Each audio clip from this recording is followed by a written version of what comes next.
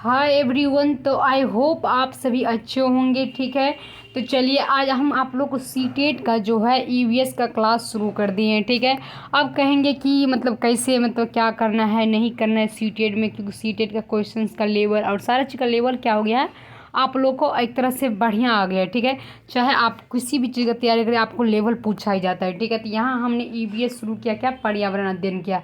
ऐसे तो आपको देखिए बोर्ड पे जैसे पढ़ाने से क्या होता है, आपको हम 3-4 क्लास में लेते हैं। अभी क्या हुआ, स्क्रीन रिकॉर्डर से मतलब ये वाली जो बोर्ड होता है आपको स्क्रीन पर दिखाकर मतलब एक दिन में आपको ज़्यादा से ज़्यादा कवर कर सकते हैं, इसीलिए हमने स्क्रीन पर लाया है। ठीक है, आप लोगों को तो आप लोग जितना कराएंगे उतना ध्यान रखना है, आपको एक एक चीज़ कवर हो जाएगा।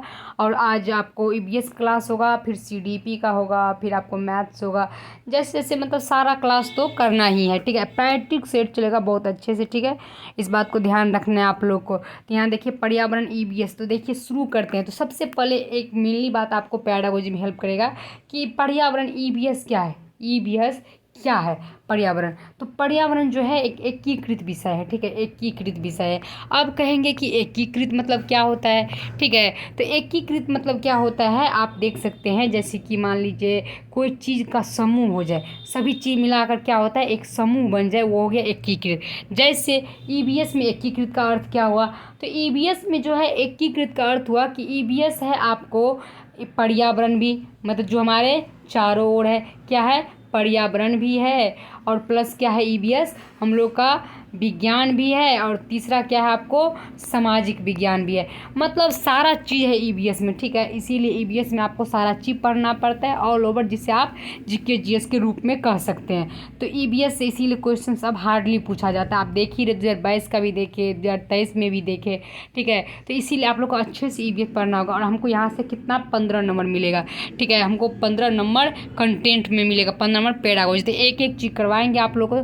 बस आप लोग क्या है, जैसी समझ में नहीं आया आप मुझे कमेंट कर सकते हैं। तो जो भी नए बच्चे बने होंगे चैनल को सब्सक्राइब जरूर कर लेंगे। आपको क्लास चलेगा अब रेगुलर, जैसे ही चलेगा लेकिन रेगुलर क्लास चलेगा। ठीक है, तो सीटेट हो गया, अब बीपीएससी टीचर्स का है, उसका भी प्रैक्टिस सेट रिजल्ट के बाद लेकर आएंगे। ठीक है, अभी रिजल्ट नहीं आया है तो वैसे भी बच्चे पढ़ने में मन नहीं लग रहा है। तो चलिए यहाँ पर देखेंगे टोटल क्या है, आपको ईवीएस में 73 चैप्टर है। तो अब 73 चैप्टर जो है वो 3 क्लास और 4 क्लास और 5 क्लास, ये तीनों मिला क्या है आपको 73 चैप्टर है।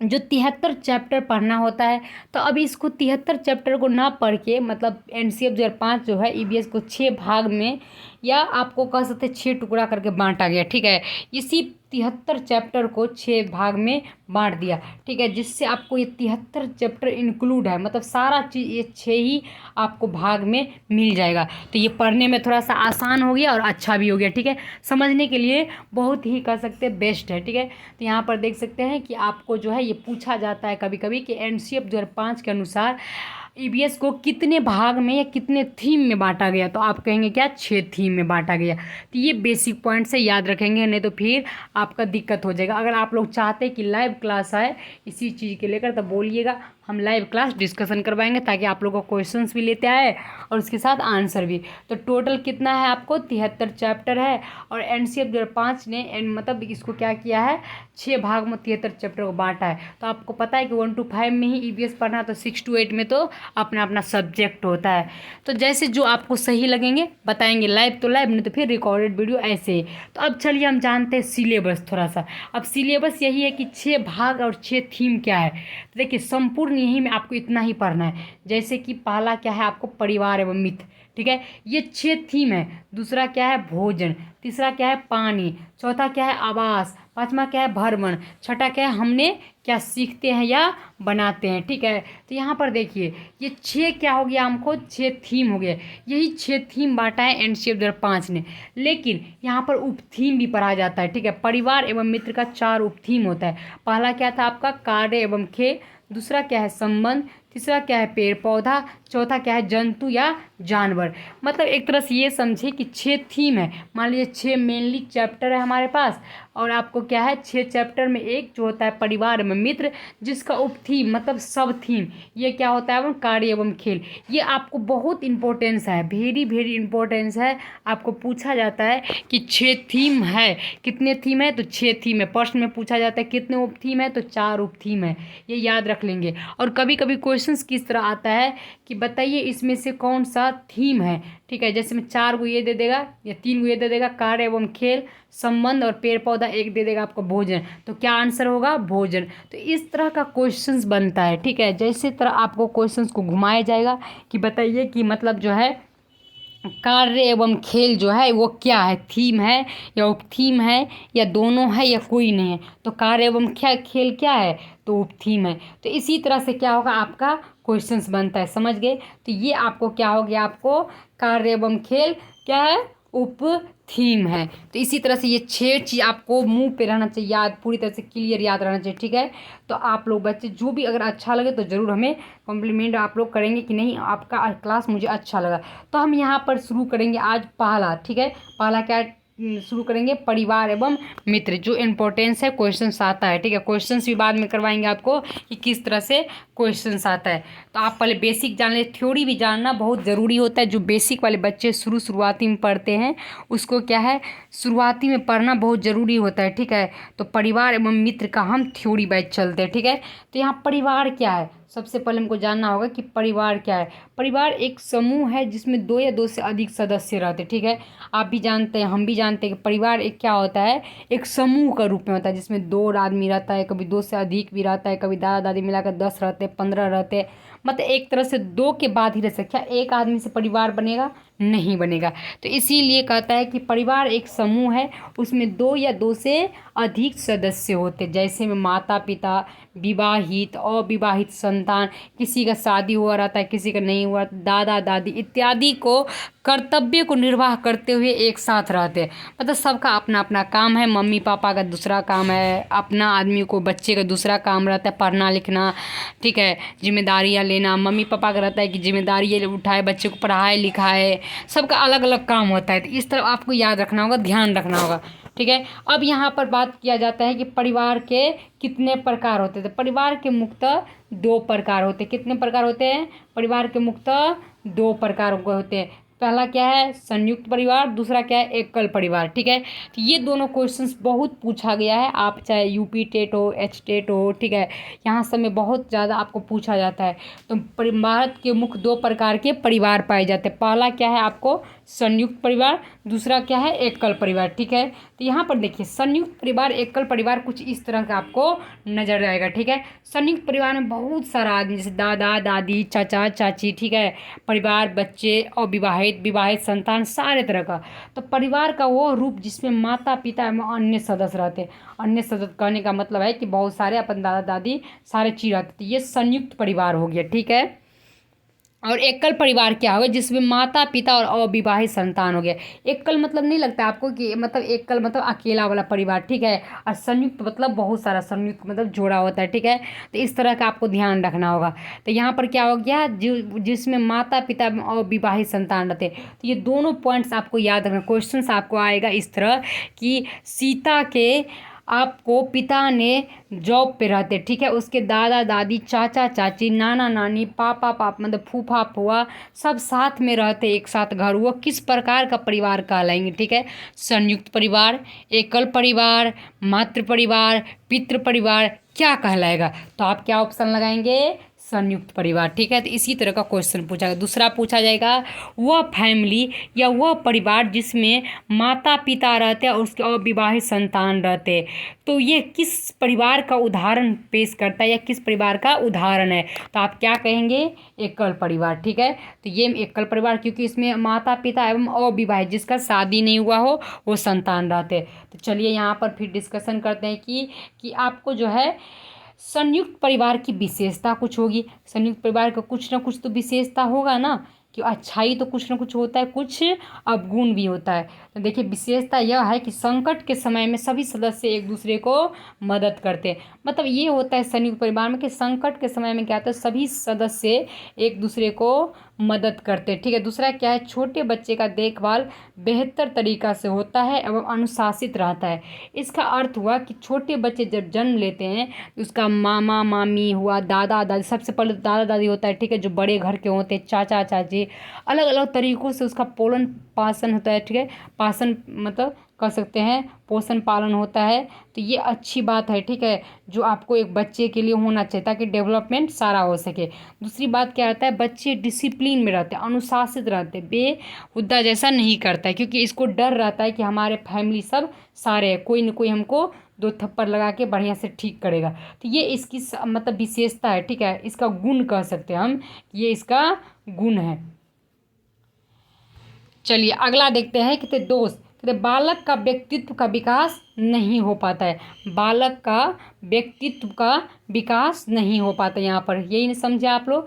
तो बालक का व्यक्तित्व का विकास नहीं हो पाता, इसका दोस्त है कि मतलब दोष है, सॉरी दोस्त मत समझिएगा, दोस्त मतलब क्या हुआ, अवगुण, ठीक है। यहाँ पर एक तरह से कह सकते हैं कि एक खटक जाता है कि यहाँ जहाँ संयुक्त परिवार रहता है वहाँ का आपको सारा काम करने का फ्रीडम नहीं मिलता है, तो इसीलिए उसका व्यक्तित्व का विकास नहीं हो पाता अच्छे से, क्योंकि वो अपने जो कला है उसको प्रस्तुत नहीं कर पाता है। किस कारण, अपने बड़ों के डर के कारण। तो इसीलिए इसका ये अवगुण हो गया, मतलब दोष हो गया।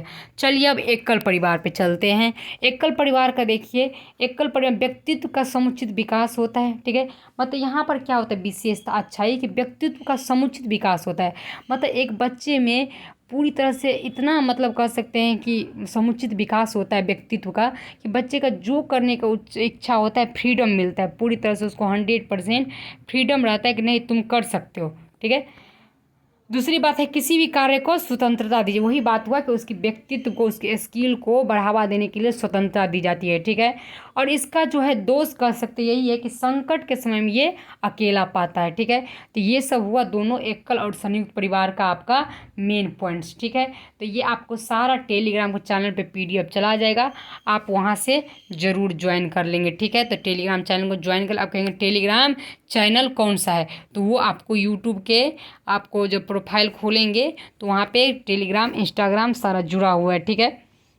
यहाँ पर देखिए कहते हैं कि EVS पर्यावरण अध्ययन, मित्र और फ्रेंड, दो या दो से अधिक व्यक्ति। यहाँ पर देखिए जैसे कि हमने यहाँ पर क्या हेडिंग दिया था आपको, परिवार एवं मित्र। तो परिवार देख लिए, मेनली आपको दो प्रकार के परिवार होते हैं, संयुक्त परिवार, एकल परिवार, जहाँ से जैसा क्वेश्चन आता है हमने बता दिया। अब यहाँ पर मित्र पढ़ेंगे, फ्रेंड पढ़ेंगे, जिसे दो या दो से अधिक व्यक्ति भावात्मक रूप से एक दूसरे से जुड़े हो, मित्र कहलाते हैं, ठीक है।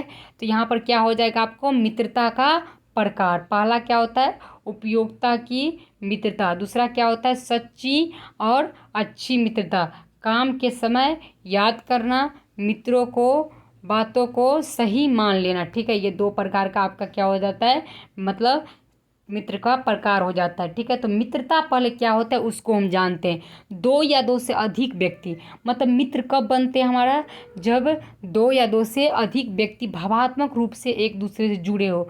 जैसे कि पति पत्नी भी एक मित्र है, माता और बेटी और बेटा में भी एक मित्रता है, पिता और बच्चे में भी एक मित्रता है। तो मतलब भावना के रूप में जो जुड़ा है वो मित्र कहलाते हैं, ठीक है। तो इससे भी क्वेश्चंस सीटेड में पूछा गया है। तो यहाँ कहते हैं मित्रता के प्रकार, पहला क्या हो गया आपका उपयोगिता की मित्रता, मतलब उपयोगिता की मित्रता। देखिएगा कभी कभी आपको गांव घर में काम लगा, अगल बगल पड़ोसी वाला मित्र जो होता है, अरे दोस्त बताओ जो तुम्हारा साइकिलवा है ना दे दो हमको, ठीक है, ताकि हम साइकिल से अपना घर का खाद लाएंगे, बोझा लाएंगे, तरफ आते हैं चौक से घूम के। तो ये हो गया क्या, उपयोगिता की मित्रता, मतलब काम पड़ेगा तो हम याद करेंगे, काम के समय याद करना। तो इसका एक प्रकार हो गया। दूसरा प्रकार क्या है, सच्ची और अच्छी मित्रता, मित्रों को सही मान लेना, मतलब मित्रों के बातों को सही मान लेना। एक सच्ची एवं अच्छी मित्रता ऐसी होती है, कहने का अर्थ हुआ कि जैसे कि कोई दोस्त ऐसा होगा आपके लाइफ में, नहीं दोस्त तुम जो बोलेगा ना वही करेंगे, ठीक है। तुम बोलेगा कि यहाँ भर दिन तुम सूरज के रोशनी में खड़ा रहो तो भी हम रह जाएंगे। तो ऐसा होता है सच्ची एवं अच्छी मित्रता, ठीक है। आप लोग बस में कमेंट कर दीजिएगा, अगर लाइव क्लास चाहना है तो लाइव क्लास हम आएंगे, ठीक है। नहीं आपको ऐसी अच्छा लगता है तो ऐसे ही बताएंगे, ठीक है, एक बार ज़रूर बता देंगे। तो यहाँ पर देखिए परिवार एवं मित्र का उपथीम, ठीक है, जो आपको यहाँ से शुरू हो जाएगा। तो मतलब क्या हो गया, आप यहाँ पर हम देखें कि पहला क्या देखें हम कि ईवीएस का सिलेबस, ईवीएस में क्या पढ़ना है, 6 थीम में क्या पढ़ना था आपको, परिवार एवं मित्र। और आपको जो है जो हम अभी ख़त्म कर दिए परिवार एवं मित्र।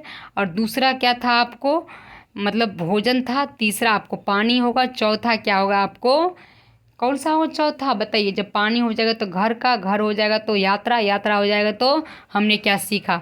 तो अगर आपको थीम उप थीम याद नहीं होता है तो इसका हम एक ट्रिक बताएंगे याद करने का, ठीक है। ट्रिक के साथ भी आप याद कर, जैसे कि मान लीजिए परिवार एवं मित्र हुआ, अगर आदमी हुआ तो उसके बाद उसको खाना का ज़रूरत होगा तो वो हो गया आपको भोजन। जब खाना खाएगा तो पानी का ज़रूरत हो गया तो वो हो गया पानी। तीसरा क्या हो जाएगा आपको, जब पानी की ज़रूरत हो गया तो चलो दोस्त एगो घर होना चाहिए तो घर हो गया, आवास हो गया चौथा।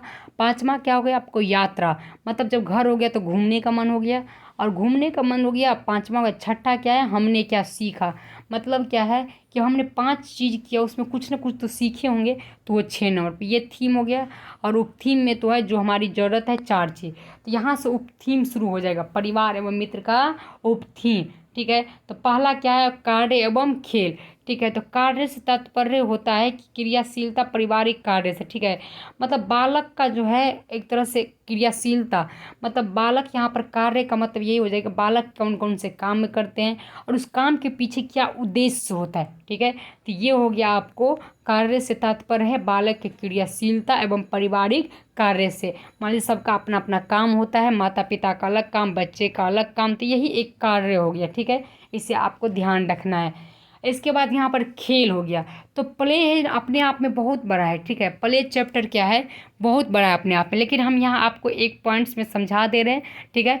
प्ले का जो है सेकंड पार्ट आएगा जिसमें जितना सारा इम्पोर्टेंस है प्ले, मतलब कौन कौन सा कौन राज्य में क्या खेला जाता है, कौन कौन सा कौन मतलब खिलाड़ी है प्रसिद्ध, ठीक है।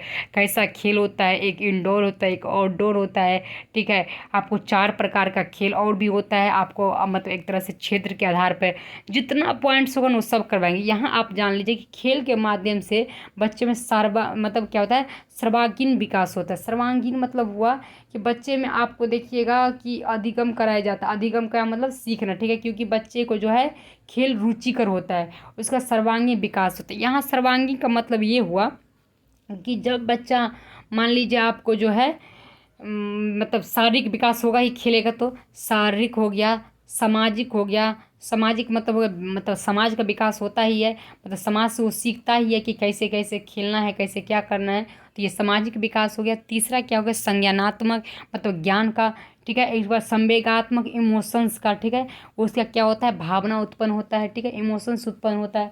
इसके बाद क्या हो गया आपको जो है बौद्धिक, मतलब बुद्धि का। तो खेल में एक तरह से सर्वांगीण विकास होता है, तो ये हम यहाँ देख लिए, ठीक है। तो ये यहाँ जान लीजिए आप खेल के बारे में बात करके, खेल का जो इम्पोर्टेंस पॉइंट है वो हम आपको बताएंगे कि और खेल में आपको क्या देखना है। तो देखिए दूसरा क्या आपको संबंध, जब 2 या 2 से अधिक व्यक्ति रक्त के आधार पर, भावना के आधार पर एवं वैवाहिक आधार पर एक दूसरे से जुड़े हो। संबंध क्या है, रिलेशन क्या है, रिलेशन यही है कि जब 2 व्यक्ति कोई होता है रक्त के आधार पर, रक्त के आधार पर कौन होता है, पिता पुत्र, ठीक है। भावना के आधार पर क्या होता है, दोस्त, और वैवाहिक आधार पर क्या होता है, पति पत्नी। तो इससे बहुत ही अच्छा क्वेश्चन पूछा गया है, ठीक है, कि बताइए मतलब एक जो है मतलब कोई मतलब है कोई नाम दे दिया, ठीक है, उसमें बताएगा कि वैवाहिक आधार पर एक पति पत्नी है, वो कौन सा संबंध है, तो इसका वैवाहिक संबंध होगा। मतलब इसी तरह से घुरा फुरा कर क्वेश्चंस देगा, तो जो क्वेश्चंस भी हम आपको करवाएंगे, ठीक है। तो चलिए ये हो गया एक संबंध है, जैसे कि ये दूसरा उपथीम है, ध्यान रखेंगे, कार्य एवं खेल पहला उपथीम था, संबंध दूसरा उपथीम था, ठीक है। तो दूसरा उपथीम पे हम लोग आ गए हैं, तो संबंध में ज़्यादा नहीं है। अब यहाँ पर नोट में है, ये बहुत ही अच्छा क्वेश्चन से पूछा जाता है कि वो क्या होता है, सर्वदाता, यूनिवर्सल डोनर होता है, ठीक है। आपको जो है ये भी क्या होता है, सर्वग्राही, यूनिवर्सल एक्सेप्टर होता है, ठीक है, मतलब आपको एक्सेप्ट कर लेगा सारा चीज़ को। ये भी क्या होता है, सर्वग्राही होता है, सबका आपको जो है ले सकता है। ओ एक ऐसा होता है कि सबको दे सकते हैं, ये ब्लड का ग्रुप है, ठीक है। इसके बाद रक्त समूह यहाँ पर देख सकते हो, ओ का, ए का तो ए ओ का, ठीक है, बी ओ का, ए बी क्या करते हैं, ए बी और ओ का। तो ऐसे आपको ध्यान रखना है। जैसे आपको रक्त समूह, तो संबंध में आपको बस इतना ही है, ठीक है। तो संबंध में जो यही समझिए कि रिलेशन किस किस प्रकार से संबंध जुड़ा रहता है, तो ये हो गया आपका संबंध। तो हम ये देख लिए कि हमारा क्या हुआ आज का जो है, मतलब उपथीम में 2 पढ़े, तीसरा क्या रह गया, पेड़ पौधा, और चौथा क्या रह गया हमारा यहाँ पर देख लेते हैं, जानवर, ठीक है। तो ये रह गया हमको, आज हम क्या पढ़े, कार्य एवं खेल, संबंध, और क्या पढ़े, परिवार एवं मित्र। हमने 3 कवर कर लिए, ठीक है। अब बचा क्या, पेड़ पौधा और जानवर, ठीक है, मतलब ये 2 बचा। तो पेड़ पौधा अपने आप में बहुत बड़ा चैप्टर है, जानवर भी अपने आप में बहुत बड़ा चैप्टर है।